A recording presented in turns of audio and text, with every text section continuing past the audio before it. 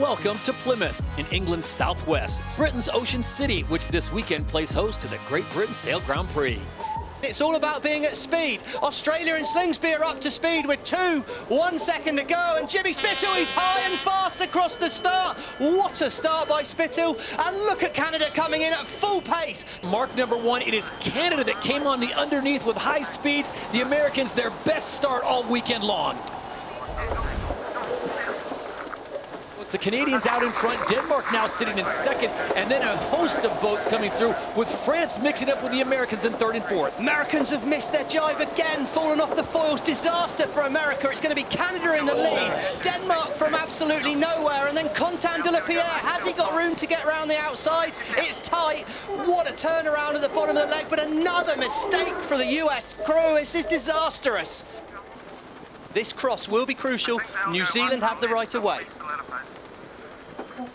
Clear cross though, Canada hold the lead, and it's going to be tight as they approach gate 3. The near gate, one of the two rounding gates, renamed and branded near in recognition of SailGP's new partner, as the Canadians take that lead. New Zealand now in second with France in third.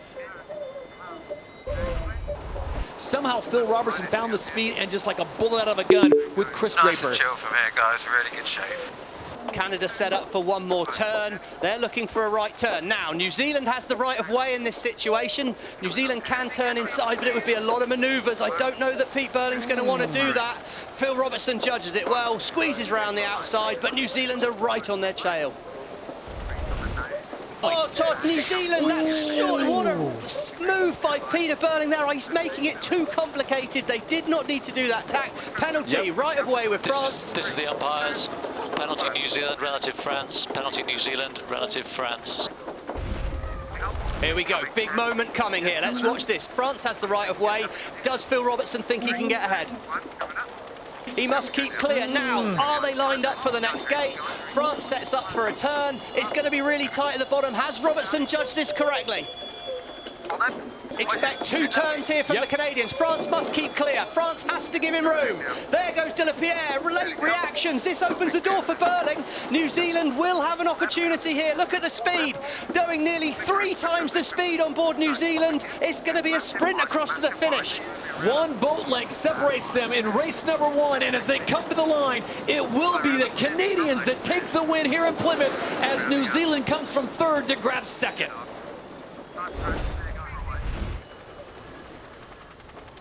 White line means go, and it's good to go. Fast angle here. New Zealand should be fast in from here. Watch the speeds at the top of the mast. Once again, Canada and Phil Robertson poking out down the line, but it's now a sprint to Mark 1. Not only with a new crew member in Joe Allais, but a new sponsor as Alvaria. Welcome to SailGP, and it is Pete Burling and the Kiwis off to a great start here in race number 2. Canada's there as well, and the Americans once again in good position at mark number 1. Can they make it pay off this time? Look at Australia, top of speed. They found a gust of wind. Speed on the top of the mast, 70 kilometres an hour. From 7th up to 3rd, potentially. Even 2nd for Australia. Slingsby, wow, look at the boat speed on the Australian. Ooh, once again, the Americans get very high out of the water, as do the Swiss. And look at the Swiss heeling that over, almost putting it on its side. It's busy at the bottom of the course, and when you rush these manoeuvres, Todd, we can see a lot of the boats, Spain and Switzerland, both fell off the foils. If you fall off the foils, you're slow. Not off the foils, New Zealand. Look at the speed, 52 kilometres an hour, heading upwind. It's going to be looking good for them. Todd, look at the left-hand side of the screen there, 9th place GBR. That's not what the fans on Plymouth Hoe are going to want to see.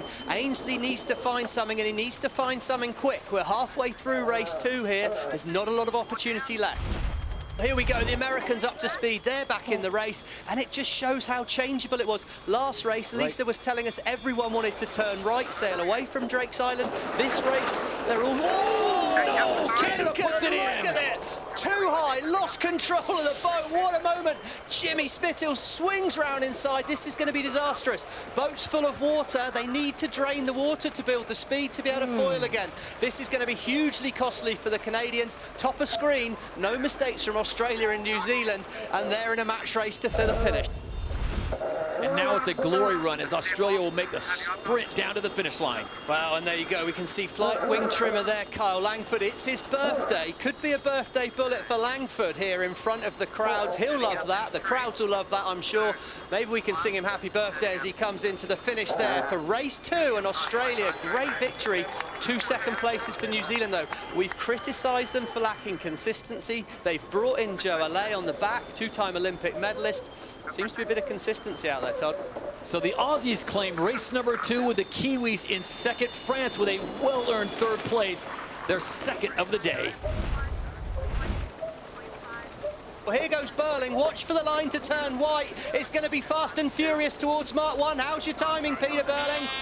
Clear start. Whoa. Money. That was the money. And it's a sprint now. It's going to be New Zealand and Canada 1st and 2nd again. But it's New Zealand, Canada going 1 and 2. The Americans positioned perfectly. Switzerland on the outside. They've got some good wind there. But Australia and Denmark and Great Britain out the back. Absolute masterclass from the Kiwis at the moment. They are down the road on board that New Zealand boat. Boat flying so nice and high out the water. You see it's lent towards the sailors. That helps get more efficient angle into the boat. It makes the boat and the foils perform more powerfully, more efficiently, and that's going to give them more boat speed. And here comes Denmark in 2nd. Denmark are allowed to turn inside, but Canada will be faster when they exit the mark. Sejersted has done a masterful job up this leg, and what a good manoeuvre by the Danish crew. Really hard manoeuvre. They executed that turn so well. 3rd place for Canada. Australia, he just does not go away on board that Australian boat. Right in the fight, and it's a sprint now. Final downwind leg, just 2 or 3 minutes of this race left. Any mistake now will be disastrous.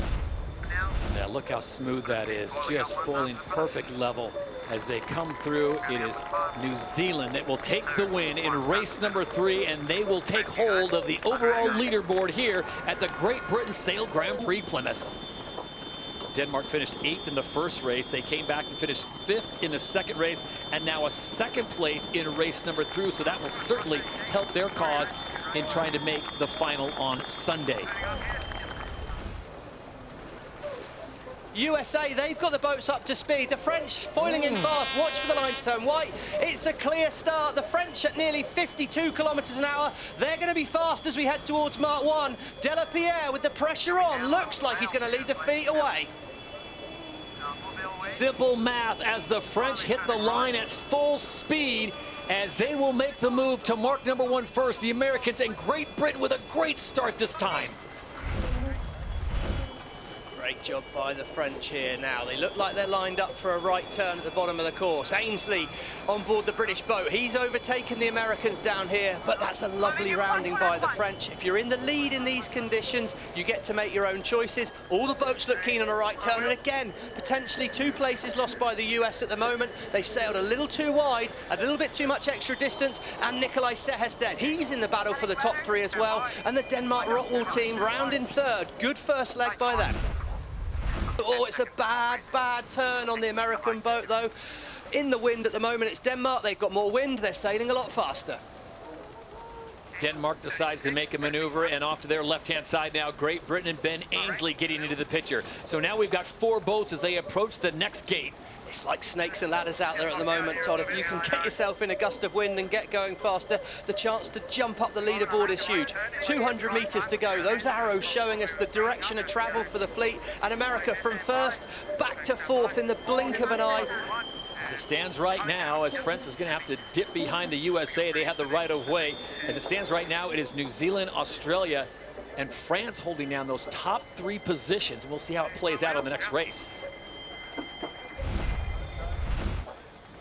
Oh, this is so tight here. Sejersted must give him room. Oh, that was a tight manoeuvre by Ainsley, but what a manoeuvre. He's on the inside. I'm surprised if there won't be a protest. Sejersted pushed that so close. But Ainsley, well, he needed to deliver in race 4 today. Be nothing better than a 1st place finish to help him in his fight for the final. The wind is changing direction all the time. The British, they've sailed a long distance, top of screen. Slingsby's almost sailing straight down the course at the moment, straight towards the gate. Has Ainsley made this call right? On paper, the Australians are neck and neck with the British. It's going to depend on how many more turns there are to do. I think off the screen, Peter Burling has managed to pull a bit of a rabbit out of a hat and gotten himself back into the race. It's tight. One more turn for the Australians. Here they go. They have the right of way, but have they closed the gap to Ainsley and the British? Doesn't look like it to me. And Great Britain will bring it home and pick up the victory in race number 4, a much-needed showing for Ben Ainsley and company. So Great Britain comes across the line, and it is official. Great Britain will win race number 4, much to the delight of the fans up on the Hoe. Great job by the Danish, great job by the British, and Australia again. He does seem so good at working his way back through the fleet, showing third at the moment. Still some sailing to do yet for the Australian boat to get across that line, though. Well, everyone doing some quick work on the abacus right now to find out exactly where these points will put them. Great work by the Australians and Tom Slingsby, the two-time defending champions, as they will finish in 3rd place. And the French and Quentin Delapierre will come into 4th.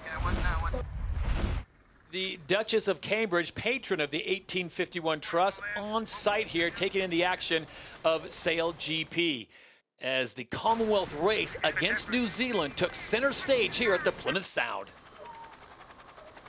Great Britain towards the bottom end of the line, but they should have a faster angle. Let's watch for the light to turn white, and the start's clear. It's a clear start in the Commonwealth race. Here we go. Great start by Great Britain. They turn the boat 56 kilometres an hour, and it's now a drag race from here towards mark number 1, the turning mark. On the helm, the Duchess of Cambridge. Wing trimmery and Jensen. Communication already good. So Ben Ainsley trying to feed the information on this gusty breeze out here on Plymouth Sound. Mark 1 straight in front of us. And against the Duchess of Cambridge, we have Lewis Pugh, UN, patron of the oceans. So they're coming in hot here at the first mark, and this will be tricky. For the manoeuvre, spins the boat. Look at the G-forces there on the crew. Can they stay on the foils? Watching the boat here on the foil. Now the time to cross the boat. Technical footwork required. Lovely tack from the British team, and now looks like a few metres in the lead. They're well set up now. Speed building slowly on both boats. New Zealand have fallen off the foils. It's going to be hard for them from here. Duchess of Cambridge back on the wheel, and it's a sprint.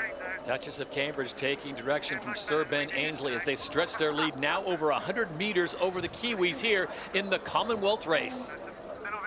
Ben Ainsley there, we're in good shape. That's what everyone wants to hear. Tactician in this moment, Ben Ainsley. Lovely tactician to have next to you. 4-time Olympic gold medalist.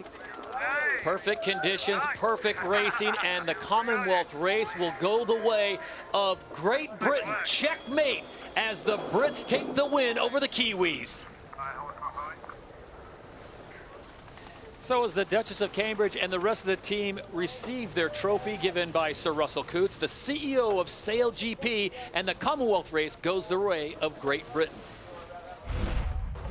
5 seconds for the line to go white. New Zealand and Australia look to have timed things well. Who can get foiling first? That will be crucial. New Zealand, they're going to be second across the line. Really tight here, but look, already a manoeuvre for Canada. The wind has rotated so far. The course is not as planned. Opportunity aplenty for everyone, but it's about finding the wind to get on the foils, and I think New Zealand are building speed. Rich get richer, you get on the foils, you start to accelerate, you build more of your own wind, and New Zealand there, they have converted that great start into a lead despite the tricky conditions. But wow, it's already a different course. They've sailed a lot of extra distance than they'd like to so far. It's going to be about trying to spot the wind, trying to minimise the distance you sail from here. Here we go. Australia, what a move by Slingsby. Swings the boat around on the inside. Didn't think there was room for that, but he's found it. And in the background, Canada as well. They're back in the race. But only boat foiling at the front of the fleet now is Australia. New Zealand again down under 16 kilometres an hour. Ben Ainsley struggling for speed, but Australia, look at him go. And we're getting information from race management that the race has been shortened. It will terminate at gate number 4. Ainsley in 4th, up on the foils. That could be enough at this point. He needs to catch Rockwool, Denmark. He needs to be within 2 places of them to make the final. Ainsley's on a charge. Has he left it too late, or can he find a way back into this race? The battle will be, I think, Emily, correct me if I'm wrong, between Denmark and Great Britain at this point, because there's a lot of points still out there. And look at this, as it's confirmed, Australia, Great Britain, and Denmark, the position they're right now, they would fall out. New Zealand take the win. Denmark lined up well here. Can they make it with no more manoeuvres? Ainsley here. One more turn to do. Australia has the right of way. Ainsley turns the boat one last time. He needs to cross clear ahead of the Australians to hope to make the final. It's tight. It's really, really tight. And Great Britain just gets past. These two This is the boats have been... umpire's penalty GBR. Oh, he's got to drop behind. Oh, he's got to drop behind. At the finish line, disaster for Great Britain. Oh my word, it went to the umpires and the umpires have decided it there. Chief umpire Craig Mitchell, the penalty to Ainsley. Oh wow, that should mean that Great Britain missed the final, tied on points with the Danish, I believe. Look at the distraught faces on the British boat. Burling looks early to me. He's trying to dive through on the inside. Just 10 seconds to go. It'll all be about who can be on the foil first. 5 seconds. 4, watch for the line to turn. White, Burling still foiling. All 3 boats are foiling. It could be Sehested from here, who can drive down over the top of the other boats. It's going to be a sprint, but Burling wins the start. Who will get to mark one first and take control of this final race? I think it's going to be the New Zealand crew that can lead here, but they're going to be absolutely neck and neck with the Danish boat on the outside. First time we've seen the Australians not leading at Mark 1 in a final. Board goes down, instant turn for the Australians. Slingsby thinks he's seen something. He's looking to take another opportunity and move up the fleet, and Burling, well, he responds. Nikolai Sehested and Denmark decide to stay on this course. The Kiwis and the Aussies peel away. Well, it's been a great move by the Danish. They are sailing nearly straight down the ladder line. Wind has shifted in their favour. They've sailed less distance, and they've done it quickly. They're going slower, but they're being more clever, and they look like they should lead at gate number 2. They're going to be turning. Good wind coming off the Plymouth shoreline there. Look at that dark patch of water on the top of our screen. There's all to play for here, but a good move by the Danish so far. New Zealand leading at the top here as they have the right of way. Denmark's got to keep clear. Burling hunts him. Expect a protest. Sehested makes the turn right in front of the Kiwis, and look at this, close quarter racing at gate 3. Oh, I think Burling was easy on it. Oh, he's forced him off the foils. He was 20 kilometres an hour faster, and what a move by Burling. And Pete Burling and company, they danced with the devil on the last leg, but welcome to the show, New Zealand SailGP. The Kiwis take the win in Plymouth. Just really pleased with the way we've been sailing and improving, and you know, with the guys out of the boat that nicely, it makes the job nice and easy at the back to get your head out of the boat and try and pick some shifts. So we're really happy. It is New Zealand that gets the 10 points and the win as they take home the title here in Plymouth. Australia finishes in second for the first time in season 3. 3 events down, and it is still Australia with a sizable lead. Great Britain sits in second place. New Zealand now catapulting up to third. Canada, Denmark, France, USA, Spain, and Switzerland